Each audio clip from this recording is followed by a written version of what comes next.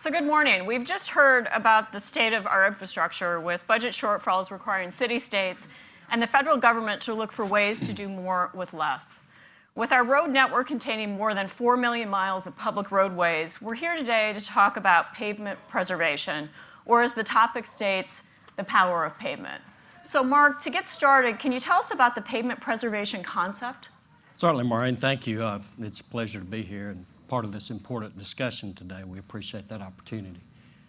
Pavement preservation is a system by which our roadways that are categorized loosely into roadway networks, they fall under the management of various government agencies. And these roadway agencies, that manage these particular networks, are faced with great dilemmas you heard Governor Rendell speak to. So the power of pavement preservation is the mechanism by which we can extend the life of our pavements. We can decrease user costs, we can decrease user delays, by which we increase sustainability and functionality of the systems, and by which we protect the $2 trillion investment that we have in our country. So pavement preservation is best approached with a network mindset. And by that, I mean we make decisions based on the effect that a project has on the entire health of the network, as opposed to the particular roadway itself. What type of successes are you seeing in the field?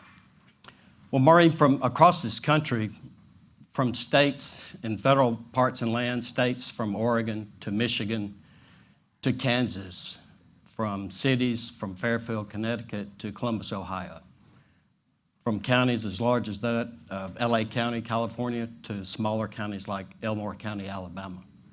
These counties and these agencies have combined to save the taxpayer millions of dollars, all while increasing the condition of their highway networks by devising and implementing pavement preservation programs. Okay, and Tracy, what's the role of FP2, the Foundation for Pavement Preservation? FP2 has supported the cause of pavement preservation for over 2 decades, and they do that through research, education, and outreach. FP2's goal is to benefit taxpayers, highway users, and public transportation agencies by making sure that pavement preservation becomes, as Mark said, a part of their road management program. Pavement preservation is like changing the oil in your car. You wouldn't think of driving your car for 30,000 miles without changing the oil, but you do it before you see that there's a problem. You do it on a regular, periodic basis, and that small investment of money and time ends up extending the life of your car. Pavement preservation is like that.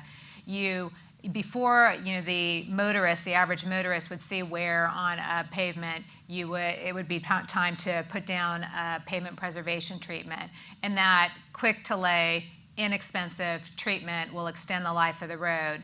For every dollar spent on pavement preservation, you save $6 to $10 on reconstruction. Okay, and Mark, how about research? How are you quantifying benefits? Well, Maureen, a recent example, industry in 2012, through partnership with FP2, joined several states in funding ongoing research for pavement preservation at the National Center for Asphalt Technology located in Auburn, Alabama. The effort there was to place pavement preservation treatments in real-life situations under varying conditions to quantify the life-extending benefits that we get from these treatments. So the research was the pavement preservation treatments were placed on the loaded track facility itself, as well as a county road in Lee County. Data collection has been ongoing since 2012. The analyzation and comparison to the do-nothing or control sections have yielded outstanding results, so much so that in 2015, several other states joined in a revision of the project where the project itself was replicated. It was scaled up to compare high traffic situations to the lower traffic situations of the county road. And as well, north and south climates were compared by installations this season outside of the Minroad facilities located in Minneapolis, Minnesota. So the result of that research is that in the near future, agencies will be able to drop in data that quantifies and gives them some expectation of the life-extending benefits and help them choose the right treatments for the right road at the right time, which is one of the major tenets of pavement preservation. Okay. And Tracy, how much support is the concept getting at the local, state, and federal levels? The support is increasing tremendously, and really for a confluence of events. On the one hand, you have, over the last 20 years, the technology has improved tremendously. Companies like BASF have put in have had incredible developments in the chemicals they're using and the way they work with the full products. The machines have gotten better. There have been interesting developments in recycling where you can, have a machine that pulls up a road, puts the chemicals into it, and then relays it down. All of which is also environmentally, much more beneficial than reconstruction. So that's all going on, and at the same time, as you heard Governor Rendell say, cities, states, and the federal government, the Highway Trust Fund is decreasing. The budgets, these cities and states are strapped for money, and so they're looking for ways to really, be able to extend their dollars and do as much as they can to just to maintain what they have.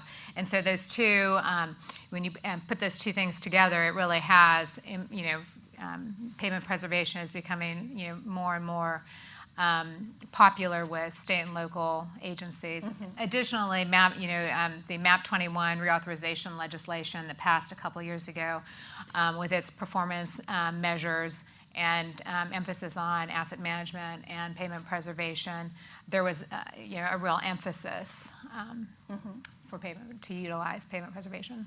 Okay, and Keith, how does the average citizen or driver see the difference? Sure. Well, there's a number of ways. First of all, the average citizen sees a real convenience factor in the fact that pavement preservation processes promote faster techniques over standard or conventional techniques. So you may leave in the morning, and by the time you come back in the evening from work, a lot of the processes can already be done. More important than convenience, though, is also a safety factor. Pavement preservation also being faster allows for less time that workers are out on the road exposed to the elements, exposed to drivers, and also varying agency personnel. Third is wear and tear really on the car and on the tires. An unmaintained road will promote 40% greater wear and tear on tires for a medium-sized car, and for an SUV or a small truck, it goes up to 55% more wear and tear on a car. And then finally is fuel efficiency. An unmaintained road detracts from fuel efficiency, costing drivers about 11% more in fuel efficiency costs because of an unmaintained road. Okay. Tracy mentioned a little bit on processes and chemistry. Mm-hmm. So what is the role of chemistry in this? Chemistry plays a very large role in allowing pavement preservation processes to be successful. Our polymers that we develop add to the longevity, the durability, and add strength.